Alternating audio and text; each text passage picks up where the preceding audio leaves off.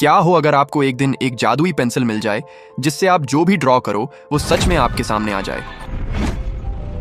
ऐसा ही कुछ इस आदमी के साथ हुआ। तो चलिए जानते हैं पूरी कहानी शुरू से। कहानी की शुरुआत होती है हुआन नाम के एक गरीब आदमी से। वो एक पेंटर है जो सड़क किनारे बैठकर लोगों की तस्वीरें बनाता है और उसी से अपना गुजारा करता है। हालांकि उसकी पेंटिंग बनाने की कला बिल्कुल प्रोफेशनल लेवल की होती है, फिर भी वो कभी अमीर नहीं बन पाता। एक दिन अचानक एक स्पोर्ट्स कार आकर उसके सामने रुकती है। उसमें से कोई व्यक्ति पैसे निकालकर हुआन की तरफ फेंक देता है। वो आदमी होता है ई लॉन्ग, जो एक मशहूर पेंटर है। लेकिन सच ये है कि उसकी पेंटिंग की कला उतनी अच्छी नहीं होती, बल्कि वो चालाकी और धोखे से मशहूर बना हुआ होता है। असल में वो हुआन की बनाई हुई पेंटिंग्स को ले जाकर नीलामी में बेच देता है और लोगों से कहता है कि ये पेंटिंग उसने खुद बनाई है। फिर वो उन पैसों में से सिर्फ 5,000 युआन ही हुआन को देता है, जबकि वही पेंटिंग नीलामी में 1 लाख युआन तक में बिक जाती है। हुआन को ये बात अच्छी तरह पता होती है कि उसके साथ धोखा हो रहा है, लेकिन वो कुछ भी नहीं कर पाता क्योंकि उसके पास कोई नाम और पहचान नहीं होती, जिसकी वजह से वो अपनी पेंटिंग खुद बेच नहीं सकता। दूसरी तरफ ई लॉन्ग की एक बहुत खूबसूरत गर्लफ्रेंड होती है जिसका नाम मेलिन है। हैरानी की बात यह होती है कि मेलिन पहले हुआन की गर्लफ्रेंड हुआ करती थी, लेकिन उसने हुआन को छोड़ दिया क्योंकि वो एक बेहतर और अमीर जिंदगी चाहती थी। हुआन के पास तो बस एक पुरानी और लगभग खराब हो चुकी कार होती है। इस वजह से उसके दिल में नफरत की भावना पैदा हो जाती है और वो अंदर ही अंदर बहुत गुस्सा महसूस करता है। इतना ही नहीं, वो जहाँ भी जाता है हर जगह उसे ई लॉन्ग के पोस्टर और तस्वीरें ही दिखाई देती हैं, मानो पूरी दुनिया उसी की तारीफ कर रही हो। और ये बात हुआन को अंदर से और भी ज्यादा परेशान करने लगती है। असल में समाज में सम्मान और पहचान तो ई लॉन्ग को मिल रही होती है, जबकि असली कलाकार तो हुआन ही होता है जिसने वे पेंटिंग्स बनाई होती हैं। ये छोटा सा शहर भी तरह तरह के पेंटर्स से भरा हुआ होता है और जितने ज्यादा लोग इस पेशे में आते जाते हैं उतना ही उनकी कमाई कम होती जाती है, क्योंकि सभी को एक ही ग्राहक के लिए आपस में मुकाबला करना पड़ता है। इसी बीच जब हुआन अपने कमरे की तरफ वापस जा रहा होता है, तभी हॉस्टल का मालिक उसके पास आ जाता है। वो उससे 2 महीने का किराया मांगने लगता है। उस समय हुआन पहले से ही खराब मूड में होता है, इसलिए वो अभी अभी मिले सारे पैसे मालिक को दे देता है और फिर स्टाइल में वहाँ से चल देता है। मालिक ये देखकर कहता है, क्या मजाक कर रहे हो, ये तो आधे पैसे भी नहीं हुए। तब हुआन जवाब देता है, अगले महीने मैं बाकी पैसे जरूर दे दूंगा। ये कहकर वो वहाँ से निकल जाता है। उसके बाद वो लाओ झो की गैलरी में जाता है जहाँ कला की प्रदर्शनी लगाई जाती है। हुआन वहाँ अपनी पेंटिंग्स रखकर बेचने की इजाजत मांगता है, लेकिन लाओ झो उससे कहता है, पिछली बार तुम्हारी एक भी पेंटिंग नहीं बिकी थी, फिर इतनी जिद क्यों कर रहे हो। वो आगे कहता है, अब समय आ गया है कि तुम कोई दूसरा काम ढूंढ लो, शायद ये रास्ता तुम्हारे लिए सही नहीं है। लेकिन हुआन हार मानने वालों में से नहीं होता। उसे पूरा विश्वास होता है कि एक दिन वो जरूर एक मशहूर पेंटर बनेगा। शहर के दूसरे हिस्से में श्याओ यिन रहती है, जो हुआन की वर्तमान गर्लफ्रेंड होती है। वो जन्म से ही अंधी होती है।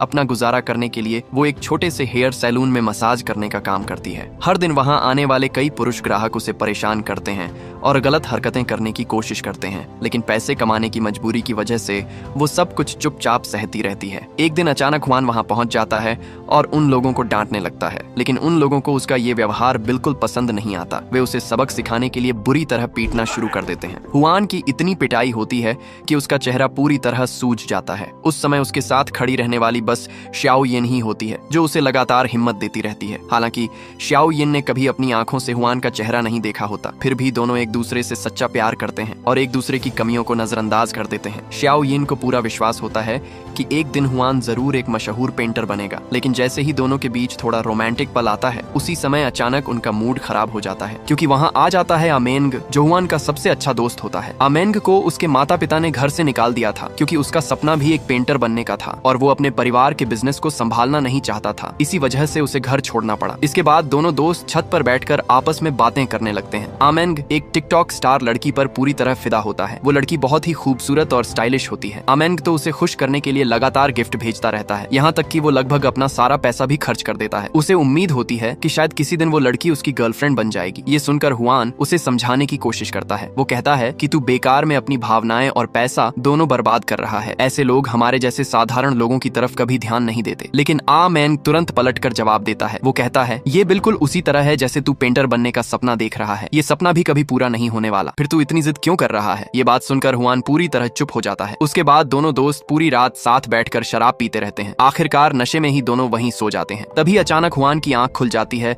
और वो आसमान में एक अजीब चीज देखता है। दरअसल उसके सामने से एक एलियन स्पेसशिप उड़ते हुए गुजर रहा होता है। ये देखकर हुआन अपनी आंखों पर यकीन नहीं कर पाता। वो दूर से ही छुपकर उन एलियन एलियंस की तस्वीर खींचने लगता है, लेकिन गलती से वो कैमरे का फ्लैश बंद करना भूल जाता है। फ्लैश की रोशनी देखते ही एलियंस को पता चल जाता है कि कोई उन्हें देख रहा है और अगले ही पल वे तुरंत वहां से गायब हो जाते हैं। उनका स्पेसशिप भी पल भर में आसमान से गायब हो जाता है, लेकिन लगता है कि भागते समय एलियंस एक अजीब सी छड़ी जैसी चीज वहीं भूल जाते हैं। हुआन उस चीज को उठाकर अपने साथ घर ले आता है। अगली सुबह जब वो उठता है तो वो पूरी घटना आमेंग को बताता है। वो कहता है कि कल रात उसने सच में असली एलियंस देखे थे, लेकिन आमेंग को इस बात पर जरा भी हैरानी नहीं होती। वो शांत होकर पूछता है, क्या वहाँ 3 एलियन थे? ये सुनकर हुआन हैरान रह जाता है और तुरंत पूछता है, क्या तुमने भी उन्हें देखा था? तब आमेंग सामने रखी एक पेंटिंग की तरफ इशारा करता है और कहता है कि शायद हुआन ने यही तस्वीर देखी होगी और उसी को देखकर उसने रात में वैसा सपना देख लिया होगा। आमेंग कहता है, बकवास मत करो, न कोई एलियन होता है और न ही ऐसी कोई चीज। ये कहकर वो काम पर जाने के लिए निकल जाता है। हुआन भी सोचने लगता है कि शायद उसने सच में कोई सपना ही देखा होगा, लेकिन तभी उसकी नजर उस अजीब सी छड़ी पर पड़ती है जो वो पिछली रात अपने साथ लाया था। उसे देखकर वो फिर से यकीन करने लगता है कि जो कुछ भी हुआ था वो सच में हुआ था। थोड़ी देर बाद जब वो एक बच्चे के लिए पेंटिंग बना रहा होता है, तभी उसकी बैंगनी रंग की पेंसिल खत्म हो जाती है। तब वो उस अजीब छड़ी को शार्प करता है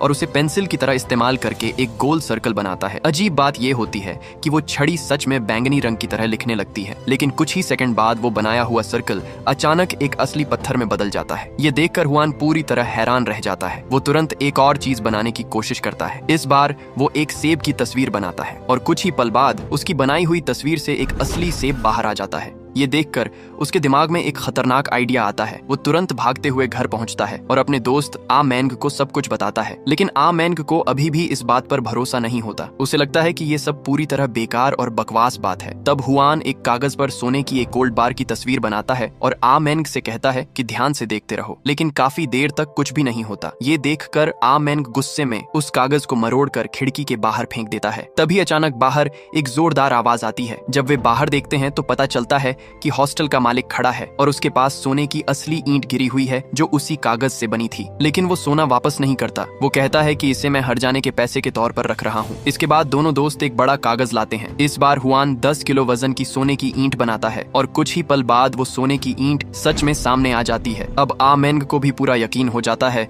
कि हुआन सच में एलियंस से मिला था। दोनों मिलकर फैसला करते हैं कि वे इस बात को पूरी दुनिया से छुपा कर रखेंगे, क्योंकि अगर किसी को ये राज पता चल गया तो उनकी जान भी खतरे में पड़ सकती है। इसके बाद हुआन वो चीज बनाता है जिसका उसने हमेशा सपना देखा था। वो कागज पर एक बहुत बड़ा शानदार महल बनाता है और अचानक वो महल सच में शहर के बीचों बीच प्रकट हो जाता है। ये देखकर पूरे शहर के लोग वहां